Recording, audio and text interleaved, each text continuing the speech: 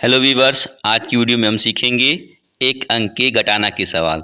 तो कई बार हमारा प्रश्न इस तरह का दिया होता है जिसमें हमारा पहला संख्या दिया होता है लेकिन हमें क्या घटाना है ये हमें नहीं दिया होता है और हमारा उत्तर दिया होता है।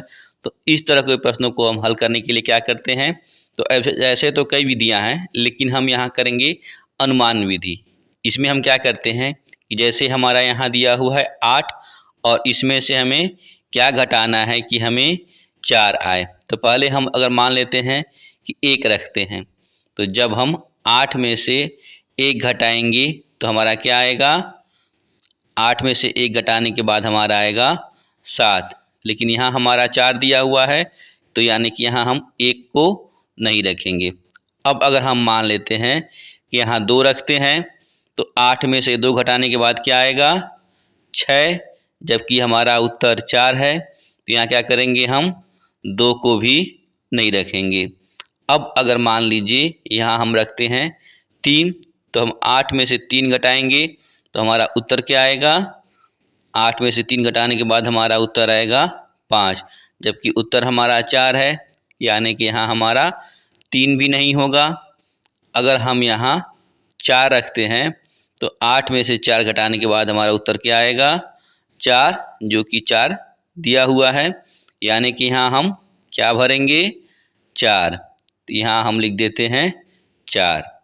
अब अगला प्रश्न है कि हमें यहाँ कौन सी संख्या रखनी है जिसको 5 घटाने के बाद हमारा उत्तर 2 आए।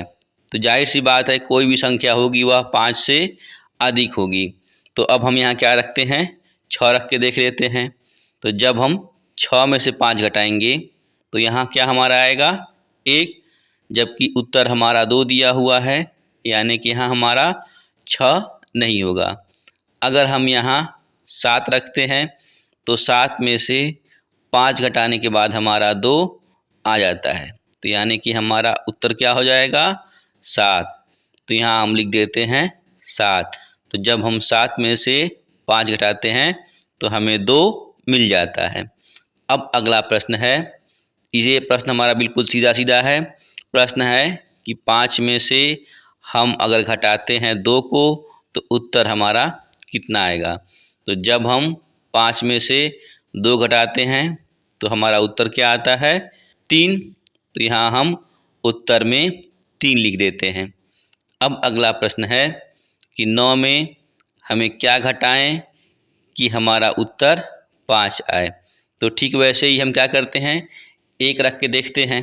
तो जब हम यहाँ 1 रखेंगे तो 9 में से 1 घटाने के बाद हमारा उत्तर कितना आएगा, 8, जबकि हमारा उत्तर 5 आना चाहिए, यानी कि यहाँ हमारा 1 नहीं होगा। अगर हम यहाँ 2 रखते हैं तो 9 में से 2 घटाने के बाद हमारा उत्तर कितना आएगा, 7, जबकि यहाँ हमारा 5 दिया हुआ है, यानी कि हमारा 2 भी नहीं होगा। अब अगर हम यहाँ 3 रखते हैं तो 9 में से 3 घटाने के बाद उत्तर क्या आएगा, 6, जबकि यहाँ हमारा 5 दिया हुआ है, यानी कि यहाँ हम 3 भी नहीं लिख सकते हैं। अब अगर हम यहाँ 4 रखते हैं तो 9 में से 4 घटाने के बाद उत्तर क्या आएगा, 5, जो कि यहाँ हमारा 5 दिया हुआ है, यानी कि हम यहाँ अब क्या भरेंगे, 4, और यही हमारा सही उत्तर होगा। तो हम यहाँ लिख देते हैं 4। तो इस प्रकार हम देखेंगे कि 9 में से 4 घटाने के बाद हमारा उत्तर 5 आ जाता है। आइए अगला प्रश्न देखते हैं। अब हमें क्या करना है कि यहाँ कौन सी संख्या रखनी है जिसमें से 6 घटाने के बाद हमारा उत्तर 1 आए। तो जाहिर सी बात है कि जो संख्या होगी वो 6 से हमारी अधिक होगी। तो 6 से अधिक में हम यहाँ 6 रख के देखते हैं। अगर तो 6 है तो 6 में से जब 6 घटाएंगे तो हमारा 0 हो जाता है, यानी कि यहाँ हम 6 नहीं रख सकते हैं। तो अब 6 के बाद देखते हैं।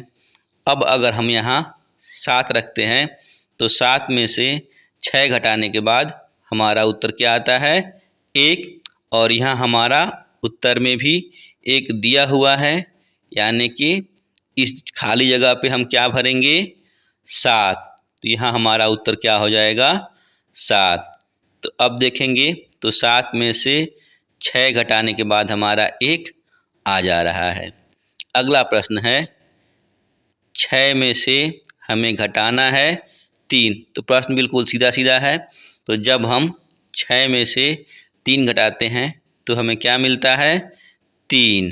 तो इस 3 को हम यहाँ उत्तर वाले बॉक्स या कॉलम में भर देते हैं। तो ये तरीका होता है एक अंक वाले घटाव को हल करने का। बाकी ये 2 अभ्यास प्रश्न हैं, इनका उत्तर आप कमेंट बॉक्स में ज़रूर दें। पहले प्रश्न में है यहाँ कौन सी संख्या भरी जाए जिसमें से 4 घटाने के बाद उत्तर हमारा 5 आए। ठीक वैसे ही दूसरे प्रश्न में हमारा है कि 8 में से कौन सी संख्या घटाई जाए ताकि उत्तर हमारा 6 आ जाए। बाकी वीडियो अच्छा लगा हो तो लाइक और शेयर करना ना भूलें। मिलते हैं ऐसे ही ज्ञानवर्धक अगली वीडियो में, तब तक के लिए बाय बाय।